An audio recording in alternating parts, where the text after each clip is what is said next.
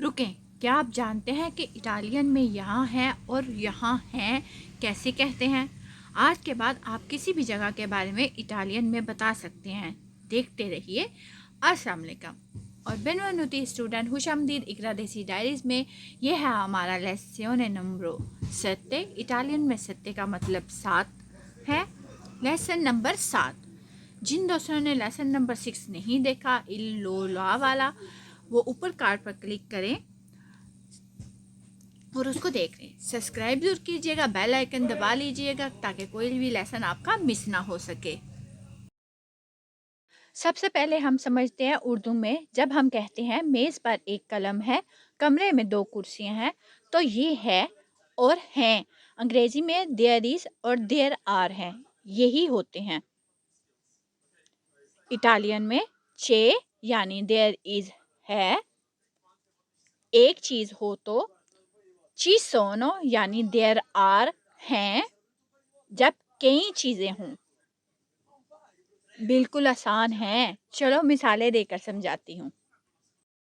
जैसे कि पहला है चे। चे इस्तेमाल करते हैं जब एक चीज हो, और आपने यहाँ पे नोटिस किया है चे में भी अपोस्ट्रोफो है। अब ची ई प्लस ए अपोस्ट्रोफो मिलके बनता है चे। जैसे कि मिसाल के तौर पे चे ऊना पेन्ना यानी एक कलम है।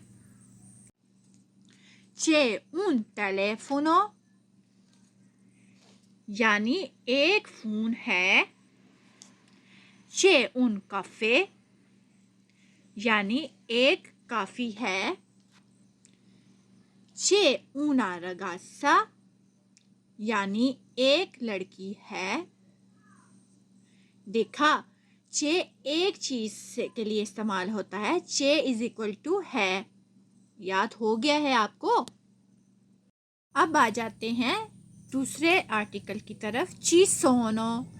ची सोनो इस्तेमाल करते हैं जब कई चीजें हों। मिसाल के तौर पर ची सोनो दुए chiavi यानी के 2 चाबियां हैं। दुए इज इक्वल टू 2। ची सोनो 3 ragazze यानी 3 लड़कियां हैं। 3 को कहते हैं। ची सोनो दुए caffè यानी 2 काफी हैं।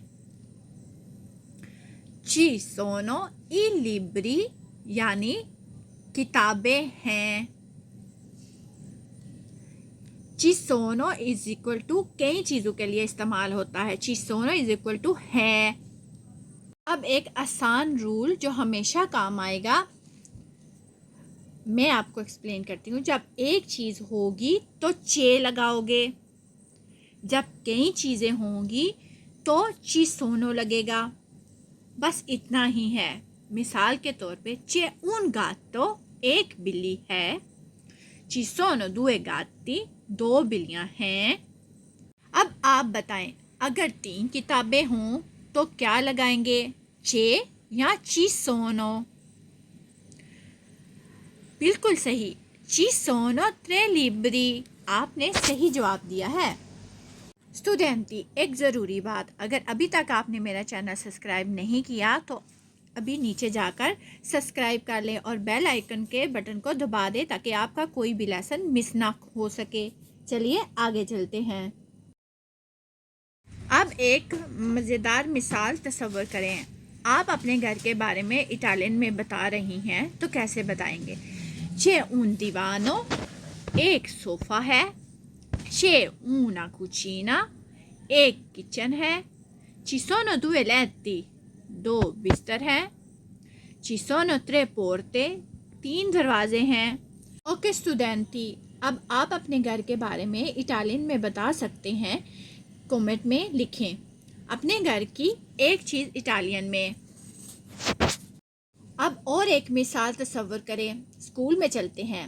आपके स्कूल में हैं c'è un professore, एक उस्ताद है। c'è una lavagna, एक ब्लैक बोर्ड है। ci sono gli studenti, students हैं, ci sono i libri, किताबें हैं। देखा, घर में भी स्कूल में भी चे और ci sono हर जगह काम आते हैं। अब है हमारा क्विज टाइम। मैं बताऊंगी, आप चे या ci sono कमेंट में लिखेंगे।